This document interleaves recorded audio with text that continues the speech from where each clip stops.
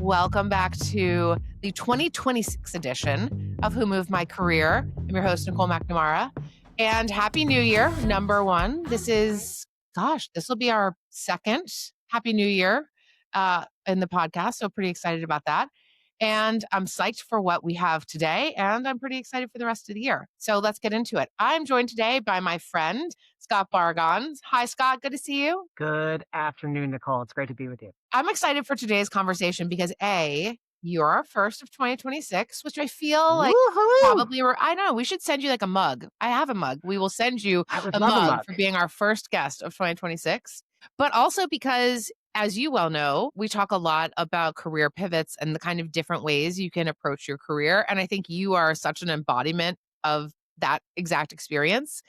And we don't talk a lot about the multitude of kinds of things you can do that, qualify as a career. So you have an unbelievable story. I'm super excited to get into it. But to kick us off, maybe you just give us a little bit of a background of, what brings you here, and then we'll get into the details. Sure. So first and foremost, congrats on all of the success of this podcast. I remember you and I sitting down in one of the early Phoenix Club meetings, and we talked about, hey, how could this great community that we had built, the storytelling that we were enjoying, how could we include more people in this? And that there was likely something good to come out of us all sharing these unvarnished, transparent, really authentic stories. And I'm just so psyched that you ran with that idea. And this is where we sit today, let alone that I actually got the opportunity to be on it. So really humbled and really proud of you. Well, thank you for saying that. Also, I don't know if you saw the statistics that our podcast was in the top 7% of podcasts globally, which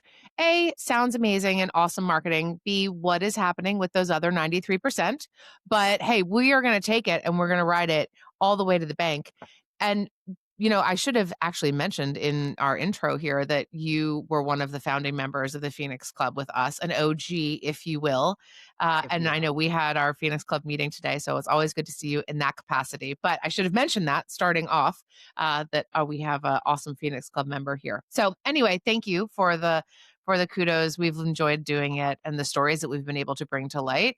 I think are just a reinforcing function of there is nothing constant but change. And you have two choices in how you approach that. One is to bury your head in the sand, and the other one is to brush yourself off and look at life differently and hope that, this moment in time is for a reason. And so I'm glad that we get to tell those stories. And I'm excited to get into yours. Yeah. And it has been a wild ride over these last 25 years. I think I've shared this with you, but for those listening who haven't met before, I started out my career looking to be in consulting because I loved problem solving and I loved learning about the context of different teams and companies and industries and helping folks to come together, unpack a problem, and in fact solve it, especially when it came to tech and innovation in new ways. Now, a story that we could certainly get into is that I was headed to Anderson Consulting in 1999, but basically after 13 interviews,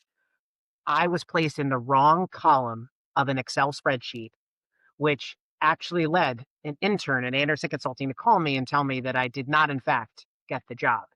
I would find out a year later that, in fact, that was what happened. I had actually got the job, but placed in the wrong column. But because of that, it put me on another path where I wanted to be in consulting, but I was turned on to the idea that my ability to empathize and to tell stories may actually be really useful in sales, a role that I never wanted, but promised my father, a lifelong salesperson, that I would give it a try. And after first couple of months and some really fortunate success, I stuck with it. And over the next roughly 10 years, I stuck with consulting specifically in the Microsoft space for a couple of different firms. And over that time, my firm got bought by the big hardware juggernaut EMC. And I thought that that would be the death of my consulting career and that I would likely be banished to the data center and I would never be seen from again.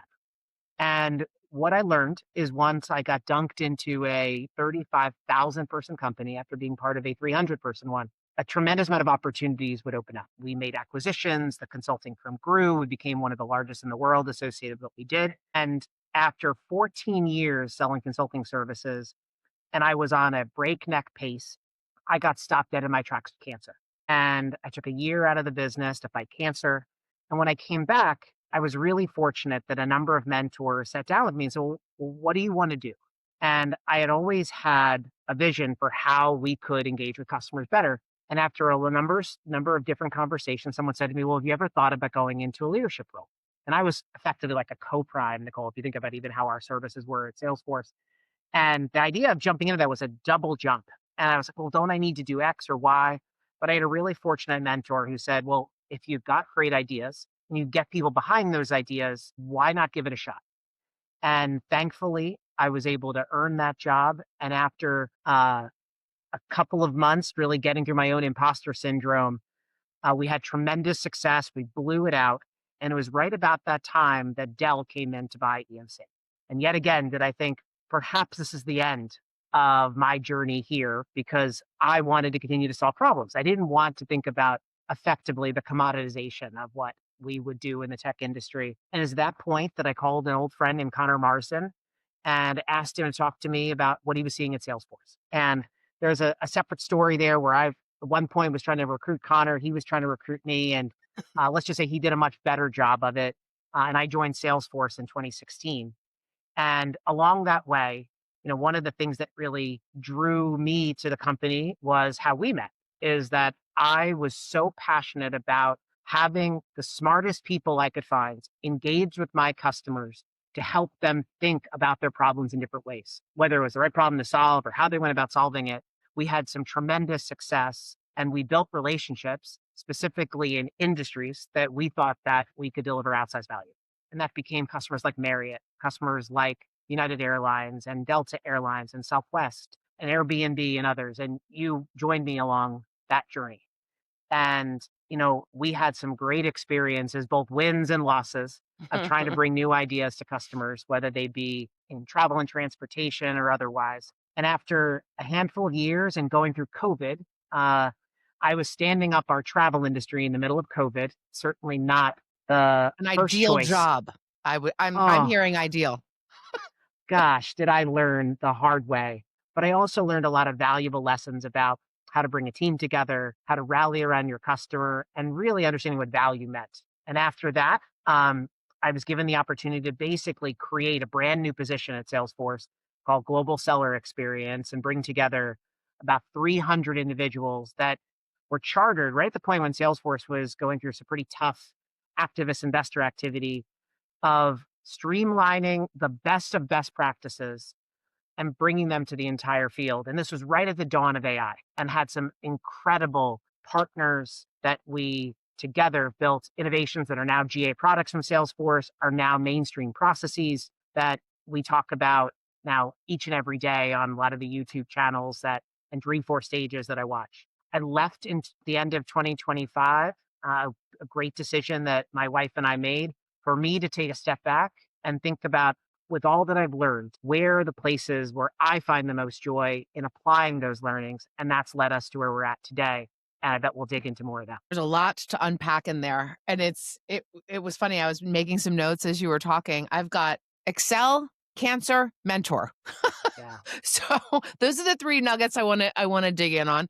And first of all, sure. we don't need to talk about Excel, but just a reminder that very few awesome, forward-looking decisions get made in an Excel spreadsheet. Certainly not, the career decision you thought you were gonna go, but Yeah, like everything else in this world, sometimes the things that we think are just the beginning of the end are the beginning of something else. And yeah, and that is an important distinction that I'm sure when you got the phone call that, hey, you're not getting this job for the job that you had kind of pined after for a while, it felt terrible, right?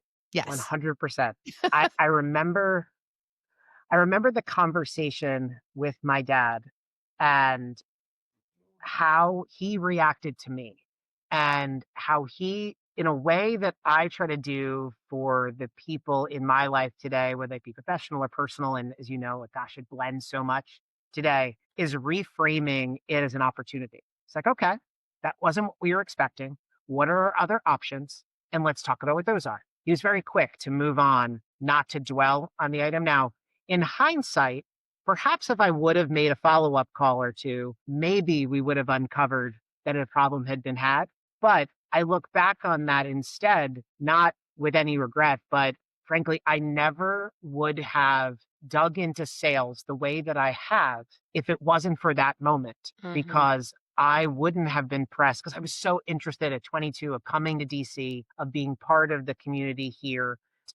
Obviously, so much goodness has come from that. Great mentors, great friends. I've met my wife in this line of work and have had a phenomenal life that certainly I never could have chartered from that phone call on. So the other thing that you mentioned was a cancer diagnosis. Mhm. And Sam, my co-host, who I know you know, isn't with us today, but her episode where she talks about that exact same reckoning in her life. She was diagnosed with breast cancer at a very, very early age, and it forced a reflection that she didn't ask for, she didn't want, she wasn't prepared for. And it had certainly an impact, I think, on her personally, but also it really reframed what matters to her in the context of work.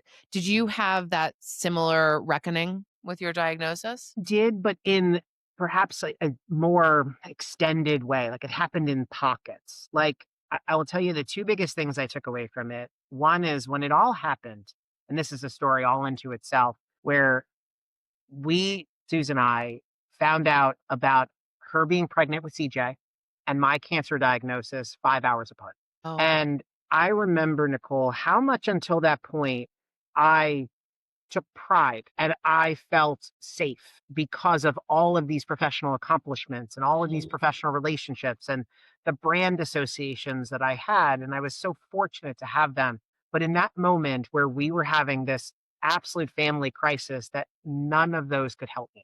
Now, it was this very, very difficult moment where I realized how much stock I had placed in that, but that unfortunately, none of it was showing up to help me in that moment. Now, but what was family, friends, people who genuinely loved me for me and that wanted to help me think through this. And so it put work in perspective in that moment that I remember never looking at it that way until that day. And I've certainly taken from that as I went forward. The second part is that I've always been, and for anyone who's listening to this who knows me, knows that I'm an incredibly ambitious, driven person who loves to take on tough challenges, bring great people together, and go solve things. And so as I came back, I had to kind of reconcile those two. And so the second moment that it came to was when I decided to step away from Salesforce. And I reflected back on that moment and said to myself that would I be regretful, God forbid that ever were to happen again, that I didn't do X more years carrying a number, building a team, building a set of new innovations with customers? Or would I be sad, God forbid that ever happened again, that I didn't take a chance on some of these things I always wanted to do? And, thinking back of what we didn't know at the start of my cancer journey, it really helped me to make that decision because I was confident that God, if that were to happen, I know what the answer would have been. And Mm. so it left me with, I think, a really great tool to both see things and act accordingly that I'm really blessed to have had. Now, obviously, I'm fortunate. It worked out for me. I'm 11 years cancer free and I've been fortunate to step forward. Some others aren't, but I've tried to look back on that and use it, the best way I could. Yeah, I love that perspective. I mean, so many of us face painful moments that feel really out of our control and that you can spin really quickly. And to your point about the things that mattered before versus the things that matter after, it's very normal, I think. And I think people who listen to this podcast in particular are also very driven, are also very ambitious, are also very um tied in their ego and identity into the thing they do for work. And it takes only one little pull of the Jenga to have that really come crashing down and be put in perspective. And I think that tool unto itself of being able to say, yes, the job matters. Yes, my ambition matters. Yes, the things I want to do in my career matter, but they only matter in so much as everything else that really does matter. The real matter with a big capital M is okay. Mm. And I struggled with that personally. I mean, I hadn't had a lot of pain in kind of the proverbial sense in my life. And so when the Jenga that was work came crushing down when I laid off a bunch of folks, I didn't have that touch point. And I'm not saying that I would never wish cancer on you or anybody else, and certainly not myself, but it is an important perspective gainer that you get. And that becomes a tool in your tool belt that just never goes away. And you said something, I actually wrote it down because I think you're right that pauses that are forced upon you are one thing, but pauses that you take intentionally because you have the value and the understanding of perspective are different. And you said what's next isn't one thing. It's a set of doors you only see once you slow down enough to look and say yes before you have the whole map.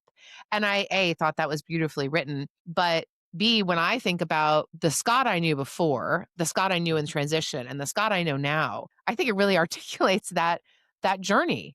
And you may not be in this place that you are now forever, but it's really working right now. So Yeah. let's transition a little bit to what are those doors? What is the map? How often does the map change? You're Mm, doing some really interesting things that I think a lot of people would be like, I'd love to do that. And I have no idea how to. So tell us a yeah. little bit about what's going on now. Well, so once I decided to step away, the first thing was that I needed to understand, to your point about perspective, was to sit down with my wife and my family and to lay out like what is it that we want and to allow work to be a part of that, an enabler to that, but not to be effectively that, to be that whole thing. And we all just reacted to it. That was a really intentional step, and if I haven't said this so directly yet, let me say it now, like, none of this is possible without my wife. None, 0. Um, it was such a helpful and powerful thing for her to help me step away for a moment and look at the things that really brought me joy and the things that we had committed to doing that allowed me to get this perspective. So I think for anybody who's listening, whether it's your partner, whether it's a friend, whether it's a group, whether it's a community, gosh, did that help me to step outside of or step kind of outside my own head. And that really helped. It wasn't something that I could do on my own, period of it. Can I ask just a quick clarifying question about that? We're at the beginning of the year, and I don't know Yeah. if in your social media feed everything was like, my wife and I get together for our Mhm, annual strategy session about what we're doing mhm, and our vision. And I mean, they're doing Ignite and Salesforce work applied to their life and yeah. their marriage. And I love seeing it, but I'm curious, did you have a moment like that? Was this just a conversation? Was this multiple conversations? I one of the things I know about you is you're relatively structured and, kind of detail oriented about how you think about the world. So I'm just curious, did you guys, do the thing where you sit down and you talk about like what's the strategy moving forward, or was it more organic? So the decision to step away first was organic. We literally were sitting I mean, I will remember Nicole exactly where I was standing, where she was standing. We were at the corner of our kitchen counter and just like elbows, like we were at the corner of a bar. And I told her what I was thinking and these things I was wrestling with. And she very intelligently and intentionally helped me to pause and say, okay, I just want you to listen to yourself. I want to help bring these things out and kind of, for lack of a better term, like write them down, put them in front of you, and allow you to think about them clearly versus letting them kind of ping pong around in your head because they're getting mixed up with the emotional context of that, of how Mm, much mhm. you want to be there for your team, feel responsibility for the company or the brand or the function that you're stepping away from. I want you to look at these things again, like kind of in the light. And that's where she was very helpful, very much in the moment. Mm, Now, as we started this year, and it's now been about 14 months that we've been on this journey. And yeah, we had a bit of a strategy session this year. Probably a little bit more micro on a set of annual decisions and some budgeting more than it was, and like just some discipline we want to get down mhm. versus like, hey, this is the 5-year plan. But yeah, like we thankfully have opened up a new set of conversations with ourselves and frankly a new time for ourselves that work didn't allow in the past. And I don't think I knew, this is kind of like the opposite of, like, you don't know what you had until it's gone. In this case, I didn't know what was possible until that was gone. Mhm. Um, And so it gave me, and this kind of is a good segue into how the rest of my portfolio started to unwrap, is that now I gave myself time. And a little piece of advice that I've been giving to folks since I was leaving college was to let yourself gravitate to the things that you would do for free and then find someone to pay you to do them. Mhm. And so what I used that time for were what were the things that genuinely I wanted to learn more about. I wanted to learn more about how the sales profession, notably how buyers and sellers were engaging. I wanted to learn more about how that's changing. I wanted to know more about how AI is impacting those dynamics and the ways in which not only did growth occur, but how did great companies get built. So I want to learn more about that. And then similarly, things that are associated with my family, like my daughter has a number of special needs, starting with the fact that she's deaf. And I wanted to spend more time learning about how not only does Kara succeed in this world, but how do we contribute to a world that is more accessible to those with special needs or with disabilities? And it was with that purpose of learning about those things that led me to people and places, thankfully guided and bridged with a lot of network help that I had from friends like you and others to introduce me to people to continue those discussions. But in many cases, that's where it started, from a very organic place, not knowing what would be behind some of those doors, but instead seeking out things I enjoyed with people I enjoyed and being curious about what would happen next. 'Cause I mean, a couple things came to mind. One is, I don't know if you follow Scott Galloway, but his whole thing about, like, follow your passion is total bullshit unless you're already rich. And you're not saying that. You're saying, "What would you do for free?" And find someone to pay for it. So it has to have some commercial value to it, which I appreciate. The other thing, and we talk about this, I don't think we've had a single episode where we talk about curiosity and curiosity as a function of your DNA, which is Mhm. very different than curiosity in service of the company you're working for, right? When you and I were talking to logistics companies, we had to be curious about how goods get from point A to point B. Ironically, I find that interesting anyway. But that was curiosity in service of something else, not in service of the things that like light you up inside and the things Mhm. that have meaning inside of your life. And so I think that ability to talk about the curiosity, and then you said something else which I think you do an excellent job of, which is cultivating your network. Not just cultivating it, but cultivating it in a way in which delivers value for them as much as it delivers value for you. That's why you had that conversation with Connor.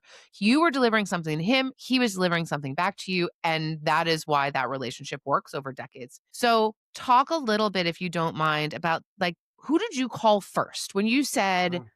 I'm really interested, for instance, in helping Kara and understanding the ID community and Mhm. using my God given talents to help people like Kara. What was your first call? Or if you want to talk about, the building business side, that's okay too. Well, I'd love to say that it was even that direct. So let me take a Mm, half step back. So one of the things that you picked up on that is really foundational to me, um, is this idea of give before you get. One mhm, of the things we used to talk a lot about inside Salesforce amongst my teams was that, when you really wanted to learn something, often the best teacher was experience. And so I used to recommend, especially to AEs who wanted to become leaders or leaders who wanted to become senior leaders, was find someone that can enable you to shadow them or to be part of something where your currency is your time because you have no experience. And this is almost like that story that Mark and Parker talk about with the V2 mhm, bomb. Like we had no equity, so why not? Kind of similar in that I would encourage people to give their time in exchange for mentorship, experience, access, seeing the real of how something gets done. Because over time, that is what builds often a point of view. A point of view often is what yields confidence to take on new responsibility, let alone the risk mitigation for the person who's hiring you to be like, okay, that they've at least seen it. They know what they're getting into. They've had this kind of track time with it. And that has always been a philosophy for me, whether it is I'm trying to learn something new in my field of work, I am trying to make a friend. I'm always first to give something with the hopes of the surface area of friendship to eventually, maybe somehow, I may have an ask someday. And that's always been my philosophy since the jump. mhm. And it served me really well when I stepped out, and my network, thankfully, was incredibly supportive of the discovery effectively that I wanted to do. And one of those was I was really interested in the venture capital world. I was curious how companies like Stage 2 Capital that I eventually would join, how did they make decisions over which to join and which not to? And I was fascinated by that. So I called friends who were part of this community and asked them if they could introduce me to someone at Stage 2 who was really focused in having their limited partners be from sales and marketing backgrounds, as that was their unique differentiator to companies seeking funding. So I was like, gosh, I would love to learn from them because these are people like me. And so that led to a great relationship that I've built with Mark Roberge, who's the former CRO of HubSpot, and has been really helpful to me as I forge some of my work at Kellogg as he teaches similar courses at Harvard. And so as I got to know Mark, that also started to open me up to opportunities where I could take that learning and work with young startups. And there were some individuals that I had worked with in my time, both as a seller at Salesforce, where they would be part of what we would offer to a customer, or when I was a buyer at Salesforce of sales technology, that I approached folks like Anand Shah, the CEO of Databook, who I would both sold with and bought from Databook, that I would love to see how their company ran, the great investors they had. I'd love to learn. It also led me to picking up the phone to a colleague named Tom O'Toole. Tom was the professor of the class I took at Kellogg and eventually became a trusted mentor and friend, as Tom was, before his role at Kellogg and McKinsey, was the president of United Mileage Plus and was incredibly helpful to teach me the travel and transportation industry when I was standing up the industry vertical at Salesforce, and had offered me equally the opportunity to learn about how to be part of a faculty at an esteemed university like Kellogg. And so, because I had built a network that thankfully was willing to take my call and to let me learn, it opened up a number of doors that I could walk through and see what I thought. And this, Nicole, frankly, has become the biggest aha moment of all is once I walk through the door, that's not the end of the journey, is having the strength then to say, you know what, now I've seen it. I like this. I don't like that. Or, you know what, I'm going to walk right back out that door and that's okay. Nicole, in all of our time at Salesforce, I had particularly looked at, well, where else in Salesforce would I go? Yeah. Not, Yeah, yeah, for sure. is this not working for me? Because you had Mhm. fixed jobs, fixed responsibilities. I'm a big, owner of responsibility. I feel often cases perhaps more responsible than I should. And as a result, was always so loyal to the company. I never thought about, well, if this doesn't work for me, because I took on the territory or the companies in my territory, you didn't have a chance to change it. But now, and that's not a bad thing, it's you being honest with yourself. And I've been really forcing myself into this very micro behavior of journaling. And I have an open Google Notes doc that I literally have a one button on my phone that when something comes across my mind, a great tool called Whisper Flow, drop right into that, drop what I've been thinking about a particular experience, person, project, so that I can continue to be honest with myself about what I like and don't like, so I can make decisions that are in service of not only myself, but frankly, the people I'm working with. And that's been a big, big new thing for me Mhm. versus charge the hill and I charge the hill. I mean, I'm just in so much violent agreement with you. This is the exact thing I struggled with and I have been going with too because, we are really conditioned, especially high performers and ambitious people. Like, you want us to go do that? Okay. Like, I figured I'll out. do it yesterday. No problem. No, anything else, sir? I can name that song in 2 notes. No problem. And one of the things, I mean, I'm hearing you talk about the, like, mind expansion moments that you have throughout the day, that it's not that I mean, I have them as well. I didn't miss them before because I didn't know they were a thing. And so I think about what you're talking about in terms of, "I like this, I don't like this." It's kind of like you're having an executive internship with yourself, right? And that is it's to me, that's the gift of a portfolio career. And also, and you and I have talked about this a lot, it also means sometimes you have to say to somebody who has opened a door for you, this isn't going to work for these reasons. I did this recently with someone I deeply care about and respect. And I had to say, thank you so much for the opportunity. I love this idea. It just doesn't work for these reasons. And that was a new muscle. I was like, uh, did I just turn down an opportunity, right? So that was That was a weird one. But the other thing that I wanna point out that you talked about that I don't think we talk about enough in this podcast or anywhere else, you have to ask. And I know that sounds so like, of course you have to ask, Nicole, but Mm, it's hard to ask. It is really easy to sit behind your computer and write an email. It is easy to be in the shower and think, I should really talk to that person, ask that person for something. Doing mm. it, having the discipline to do it, coming with a gift, as you say, which is one of my personal values. Always, always come with a gift. If it's a dinner party, it's a candle and a bottle of wine. But if it's in work, it better be something of value. But you have to ask. And you have to be in the right mindset to be able to make that ask and to be ready to receive whatever the answer is. You could not be more right. And obviously, when you're in sales, you're in that position often. And usually, those that are the most successful are those that have at least mastered the gumption to make the ask more often than not, because it's just a huge part of the role. But gosh, is that an omnipresent role in any communication, in any relationship? Mm, And Nicole, what I found, especially in my last role at Salesforce, where I was the buyer, this is part of the thing that was honestly the biggest blessing of that role, on top of great relationships, great partnerships, fun innovations, all of it, is that I got to see the other side of these relationships, which I had been working on for 23 years, where mm, I was often asking someone to trust me with their dollars, time, political capital, whatever they may be. I was now in that position of doing. And I remember how much I appreciated, not was turned off by, when new partners, dare I call them vendors, would make an ask of me. Like, hey, Scott, I am trying to learn about what you do in this area so I can help her over here. The clarity versus the like six times around the mulberry bush that you mm, either had read my post and you thought this was funny.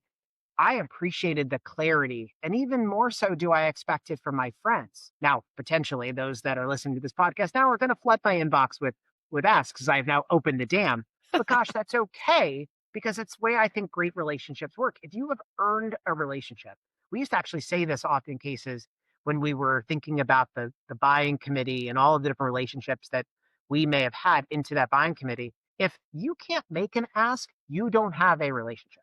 mm, That is the I think is a bar that there is we know each other, but there's no capital exchange there. Like he wouldn't do something for me, she wouldn't do something for me, or vice versa. Or those that you have invested in some way, shape, or form. And usually the best way to do that is when you're not asking something in return, is that, for example, you take the ask from the friend when they need you, because maybe someday in the future you may need that.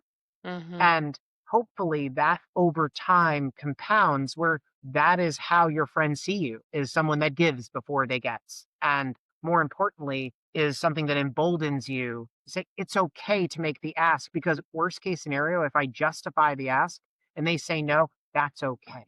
Because to your point about your friend who you had to step away from, you had a justification, not, gosh, I just don't like you or XYZ. It's, I thought about this. These are my core values. This didn't line up the way I wanted to. So I want to step away, XYZ. I think mhm, that's okay. And I think it's tough for people to do it. Hopefully, it's now the more that we talk about it, the more people feel okay about it. mhm. I wanna, pivot a little bit into talking explicitly about Professor Barghaan, as I like to call you when you're naughty. Um, I think a lot of people and we talk about this on the Phoenix Club. We've got several people in the Phoenix Club who are wondering if teaching isn't Mhm. a part of their next step or their next move. And we talked about it with Larry Miller from Channel 9. He's a professor at Prince George's County at their university. And I was really struck when I asked him this question, like, how did you do this? It was a very simple answer, which is like, I just told somebody I'm pretty good at what I do and I would be happy to teach people. He said it a little bit more eloquently than that. Hmm, But tell us a little bit about why teaching? How did sure. you do that? And then what's it brought to you? Because I think there's multiple things, and you and I have talked Yeah. about this, that it has brought you that you find really fulfilling. Yeah. So, first and foremost, my path into this is kind of a unique one. When I was starting out the travel and transportation business at Salesforce, one of my first moves was to go learn, because one of my core values is that I should have done my homework and I should understand the context of any customer who, on any level, I am saying, I think I know something that you want to hear. So I had to go do my homework. And so I searched for classes, and one of those that was being taught was about loyalty. And it was being taught by a gentleman named Tom O'Toole, who was the former president of United Mileage Plus, and he happened to be doing that at Kellogg. And he had a group of people that he would bring into the class, all of which there were customers of ours in the brands, that is. Mhm. And I saw this, if nothing else, as a great opportunity to build new relationships. And then on top of that, I would learn. But what a great opportunity to do that. That opened up a beautiful friendship and mentorship that over time was a lot of back and forth between Tom and I about our perspectives on the industry, what was working and not working. And the more that we shared perspectives, the more that I believe he began to see that I had something to offer. And so to that end, that relationship then sparked Tom saying to me, "Hey, Scott, if you're ever interested, I would love to make room for you here at Kellogg." Mm. And so in many ways, I was volunteering because it was such a gift for Tom to spend time with me. It was then subsequently such a great opportunity for me to learn from him and give some of the perspective that I had and all the investments of time we made with the big brands that we supported. And then last but not least, I happened to build a relationship that gave Tom the perspective that, hey, this guy could help our students. It wasn't more complicated than that. And what has then drawn me into it, he was one of those first calls, as we were talking about earlier. And honestly, Nicole, the thing that has excited me the most about teaching is the energy of the students and the faculty Mm. that I'm working with. It became hard, I'll be honest, in some of the teams and circumstances over the 23 years carrying a bag when we were more focused on, let's call it, there was some ready, there was a lot of fire, there wasn't a lot of aim. And we were so focused on activity, not quality. We were focused on doing more, not doing better. And that frustrated me. And the opportunity to sit in a room with some of these just brilliant students and also be inspired by these professors. There's a gentleman named Craig Wortman, who I'm partnered with as part of the Kellogg Sales Institute, who is not only a phenomenal subject matter expert in storytelling, but also is a wonderful human being and a voracious learner, and just being around their energy has absolutely changed my perspective on my day to day and how Mm. much enjoyment I can get from really thinking about problems in a way that I couldn't in my operator role. Mhm. Now, perhaps to Professor Galloway's perspective, I think there is equally, though, a part of academia that I'm working my way through is that it also has a pace to it. I am excited to take what we're learning and go and apply it.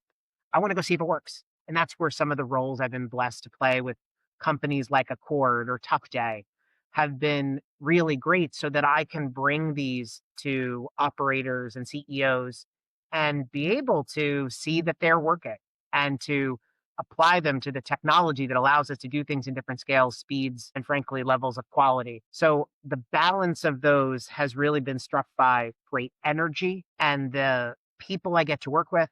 And then at the same time, the companies I get to consult with, I've enjoyed it so much because of the opportunity to then learn through feedback such that I'm truly building learning that works. This is meant to be a binary question. On a scale of none to a lot, Mhm. how much were you learning in your corporate role versus how much you're learning now? I'd say it's a clear 200% I'm learning more now.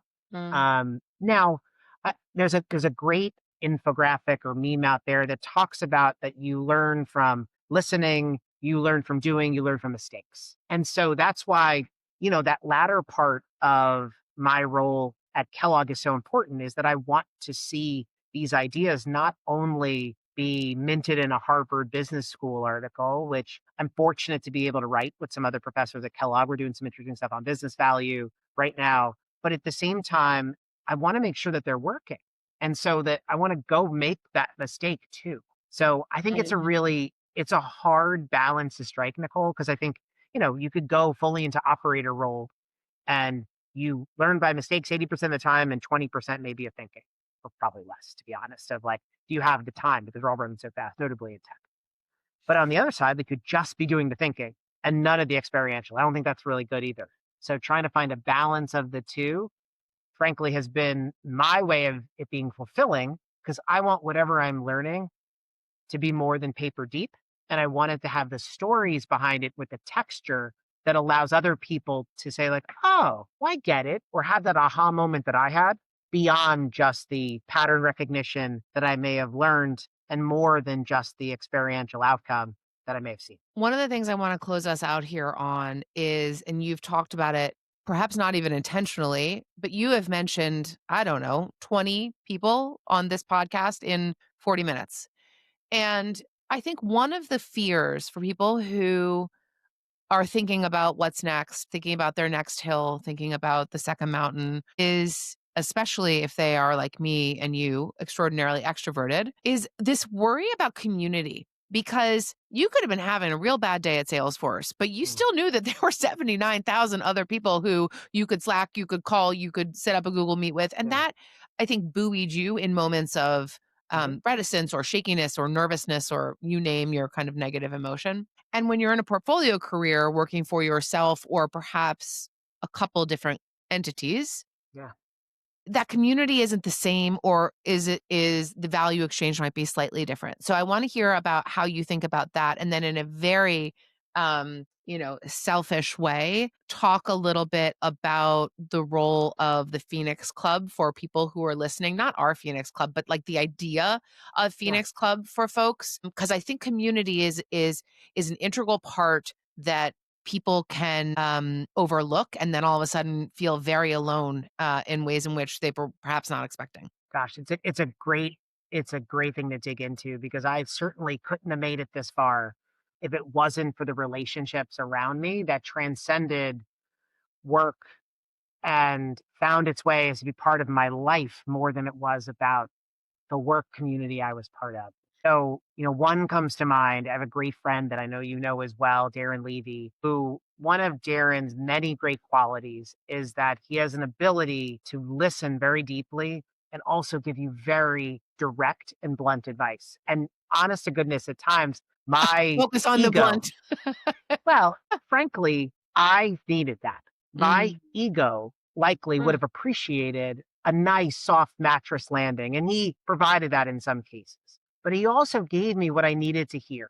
No different than how Suze did the same here at home of understanding, listening, but giving me what I needed to hear. And so one of the things that I have been very blessed to have is a lot of friends who were willing to just have a chat with me and where I could be authentic with them and ask whether or not they were in the same company that I was. Obviously, now that I'm on my own, um, they would likely have been in a different day to day context than me, but they were willing to listen and they cared to hear my perspective and give me theirs. And I think often cases when we're on our own, there was a friend I was with yesterday, a former RVP of mine, and she said that she hadn't reached out that much because she was so scared about wasting my time. I was like, Alexandra, I'm like, the last thing you need to worry about, like, yes, maybe we find a better time than not, but like, I'm always here and like, we'll make time, maybe just maybe right away or a week from now, but that I was able to have friends that made time for me and I think partially it was due to me having the confidence that it was okay to ask.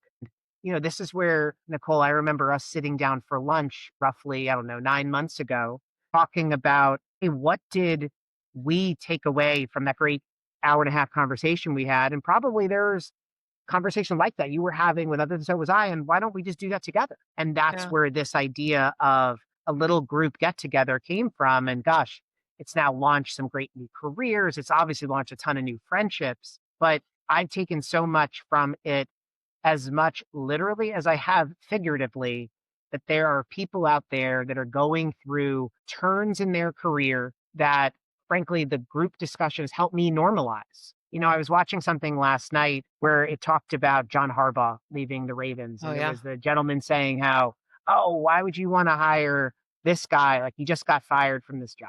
And obviously, as a Giants fan, I am very much hoping we hire the guy who just got fired. But the important part was that continue to think deeply about how these are chapters of your career that just may be due to circumstance or timing that people are exited from a role. And it's not, while it can be due to merit, in many cases, it's due to time and space and what that company needs. And being part of this community helped me to see so many of those different stories, which I think made me a better listener, Mhm. but it also made me a better friend to people as we all go through this of how do we all think about it, take away the labels or even the connotations we put to certain career events and help ourselves to truly focus on what's best next and see that as an opportunity, not less than. I love that. I'm gonna wrap us up on that, Scott, because um the chapters of your life when you have a lot of really good ones, one after another, and then one is less than good, or perhaps not what you thought it was going to be, can be such a jarring feeling and kind of an unmooring moment. And it's, as we started this podcast, the topic was like, change is just going to be inevitable. And I think one of the things that we try to do with this podcast, and certainly what I tried to do with the Phoenix Club, is say, yes, change is inevitable, but change is better when you go through it with people who have been there and care about you and understand what you're going through, period. And that could be a million different kinds of changes in our career space. I think we have the best group of the best people, but it's also a model I hope people adopt and Yeah. take on board. I mean, Phil Terry, who we had on the podcast literally a year ago, this idea of never search alone, that is true in life as it is in the career. And that's what I hope this podcast does. That's what I know friendships like ours do. And for that, I'm glad that I asked you to be a part of it. I'm glad I asked you to be on the podcast. And I'm glad that the things that can feel really painful can also turn into beautiful things that last for a lifetime. Yeah. Even when those things put into perspective, things you thought maybe 2 years ago were going to be forever and are not today. And that's okay Mhm. too. So may we all enter 2026 with that mindset and hope that the new relationships and the sense of curiosity fuels our next year, because I know it will fuel yours and mine. Amen, Nicole. Amen. Awesome. Thanks, Scott. Thanks so much for being here. To our listeners, you know what to do, the follow and the like and the share and all those good things. And we'll see you next time. Thanks so much. Yeah. Bye.